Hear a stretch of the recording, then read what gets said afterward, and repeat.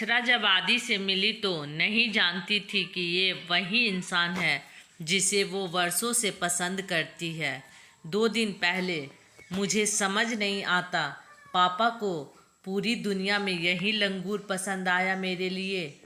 लोग तो मन्नतें मांगते हैं कि औलाद उनकी मर्जी से शादी करे, और यहाँ पेरेंट्स को फ्री हैंड दे दिया तो यह नमूना चुना है मेरे लिए। पेड़ पर चढ़कर अमरूद तोड़ते आदि को देखकर अक्षरा भुनभुनाती थी। वह इतनी बड़ी राइटर थी, 5 बेस्ट सेलर किताबें आ चुकी थी, धीर गंभीर संजीदा सी। और आदि तो एनर्जी का भंडार था, एक पल भी चैन से नहीं बैठा था। जब से आया था, कूद फान, नाच गाना, चुटकुले, हंसी ठहाके। अक्षरा 28 साल की थी, शोल्डर कट बालों पर ऑरेंज फ्रेम वाला चश्मा लगाए, तीखे नैन नक्श और संदीली रंगत की यह जहीन लड़की अभी भी कॉलेज गर्ल ही लगती थी, लेकिन उसे शांत स्वभाव के मैच्योर लोग ही पसंद आते थे। सामने खड़ा 6 फीट का गोरा चिट्ठा अंग्रेज सा दिखने वाला यह आदमी उम्र में चाहे 30-32 साल का हो, हरकतों से स्कूल का शरारती लड़का लग रहा था।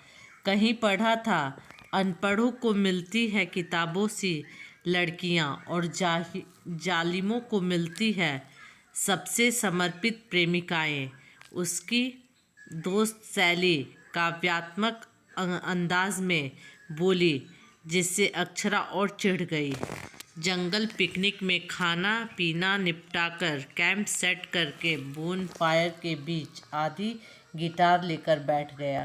शो ऑफ गिटार वाले लड़कों पर तो लड़कियां मर ही मिटती हैं, सब यही समझते हैं।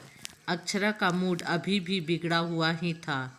आदि धुन छेड़ चुका था, कुछ खुशबुएं ख्वाबों के जंगल से उड़ चल कुछ खिड़कियाँ लम्हों की दस्तक पे खुल गई। माहौल जादुई हो गया था। अक्षरा भी इससे बच न सकी। अब उसके चेहरे पर भी नरमी और सुकून उतर आया था। सबके सोने के बाद भी अक्षरा बाहर ही बैठी रही। क्या मैं यहाँ बैठ सकता हूँ? आदि ने धीरे से पूछा। जंगल मेरे पापा का तो है नहीं, आप कहीं भी बैठ सकते हो। ना चाहते हुए भी अक्षरा का लहजा सख्त हो गया था। देख रहा हूँ आप काफ़ी नाराज़ हैं मुझसे। नाराज़गी अपनों से होती है, हम आपके हैं ही कौन, यही कहना चाहती हैं ना?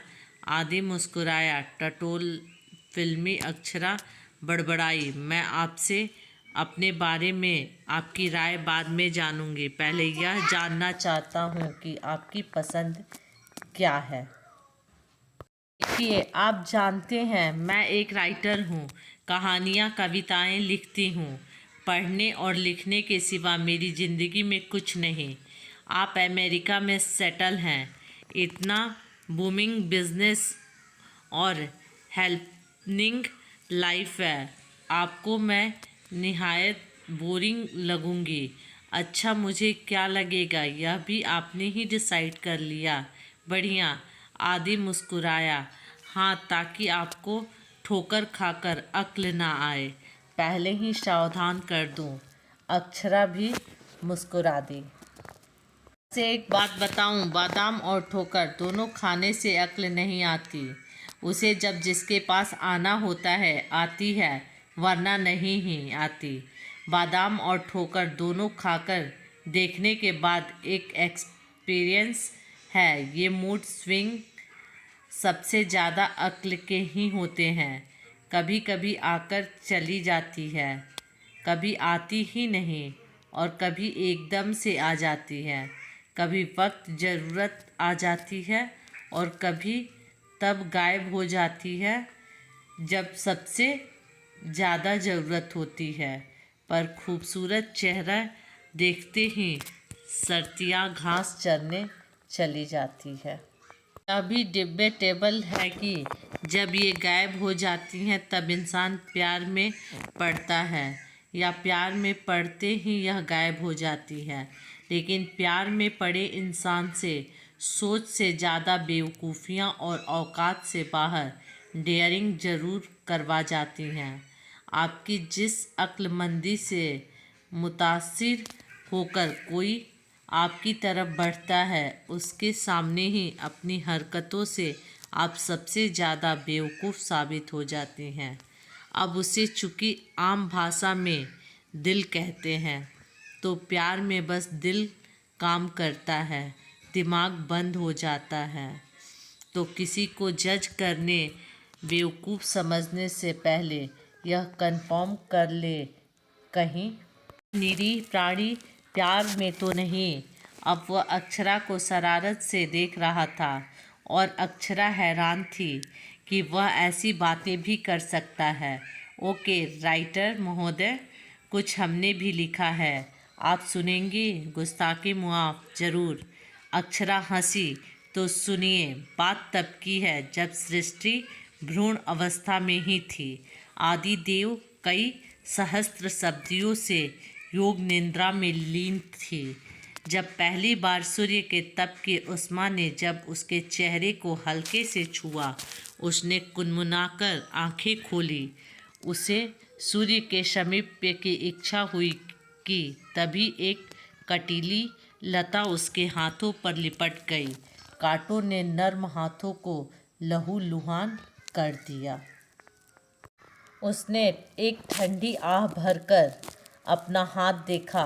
रुक जाओ, किसी के प्रेम में ना पड़ो। जो हमारे मन की था पा लेते हैं, वे हमें अपना दास बना लेते हैं। हर जन्म में, हर सृष्टि में इसी दासता से मुक्त होने को तुम इतना छटपटाई हो। युद्ध किए हैं, अनगिनत बर्फ की सफ़ेद चादर को हृदय के लहू से रंग कर लाल किया है। उनके आगे ये चंद बूंद कुछ भी नहीं। आदिदेव वहीं उदास बैठ गए। दूर तक फैले सन्नाटे के एकांत को बांटने वाला कोई नहीं था। बैठे बैठे अनंत समय व्यतीत हो गया। उसकी निश्चल आंखों से आंसू बह निकले। तुरंत धरती में हलचल हुई और वहीं पोखर निर्मित हो गए। ये आंसू नहीं, जीवन द्रव है। ये आत्मा का सबसे पवित्र सार है। इसके स्पर्श से कोई भी अछूता नहीं रहेगा। जब ये सच्चे होंगे, बड़े से बड़ा कलुष भी धुल जाएगा। उसी जीवन द्रव से बादल बने और धरती पर जीवन वृष्टि हुई। उसी से जीवन के पहले अंकुर का स्फुटन हुआ। उसी से पहला पेड़ बना और उस पर जीवन पुष्प खिला। वह पोखर फिर घने जंगल से ढक गया। हर प्रकार के जीव बने। जीवन खूब पल्लवित हुआ। इसलिए ही यह हुआ कि किसी को वह पोखर मिला, पर वे संशय में रहे।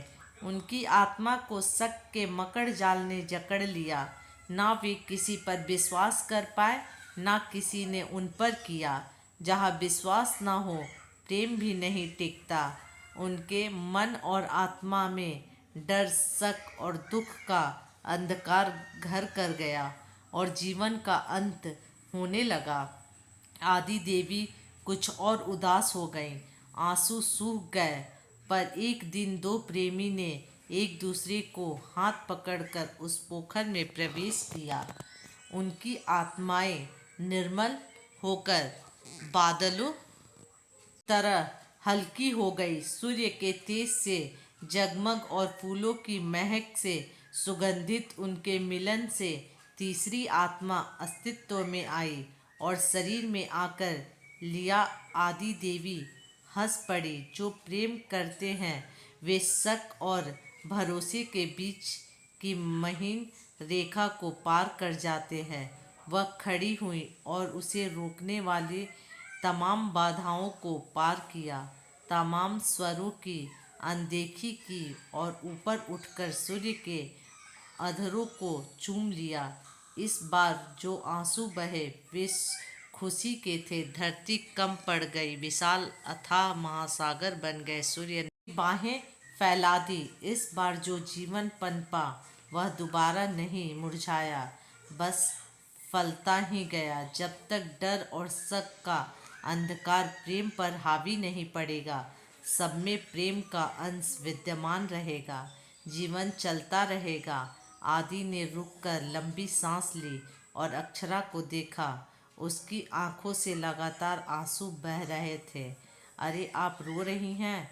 आप ही अद्भुत अचेतन हैं ना मेरे मोस्ट फेवरेट राइटर। मैंने आपकी सारी किताबें पढ़ी हैं, आपको पढ़कर लिखना सीखा है। मैं आपकी सबसे बड़ी फ़ैन हूँ। बरसों से मेरा सपना था आपसे मिलने का, लेकिन ना आपकी कोई तस्वीर छपती थी, ना सोशल मीडिया हैंडल। बस एक मेल आईडी था जिस पर मैंने सैकड़ों मेल भेजे, पर कभी जवाब नहीं आया। मैंने सब पढ़े। मैं सोचता था रिप्लाई ना मिला तो आप खुद ही बंद कर देंगे, लेकिन अब आपने न सिर्फ हार मानी बल्कि आप खुद लिखने लगे, बहुत बेहतर लिखने लगे। आपसे मिलने की ख्वाहिश जोर मारने लगी तो इंडिया चला आया। और मेरी किस्मत देखिए, आपके पापा आपके लिए रिश्ता ही देख रहे थे। यह मौका मैं कैसे छोड़ सकता था? मुझे पहले लिखे से इश्क था, अब आपसे अक्षरा से भावनाओं के अतिरिक्त में कुछ बोला ही नहीं गया। उसका 10 सालों का सपना अब सच होने जा रहा था। उसे विश्वास ही नहीं रहा था जिसे वह सपनों में सोचा करती थी कभी हकीकत बनकर उसके सामने आ जाएगा। पापा ने अपनी परी के दिल का हाल समझ लिया था। उससे बढ़कर खुशी यह थी कि उसका प्यार खुद उसे ढूंढते हुए आया था। उसने बढ़कर अध्यात्म का हाथ अपने हाथों में लिया और उन्हें किसी पवित्र ग्रंथ की तरह चूम लिया। यदि मेरी कहानी अच्छी लगे तो लाइक, सब्सक्राइब, शेयर और कमेंट ज़रूर करें।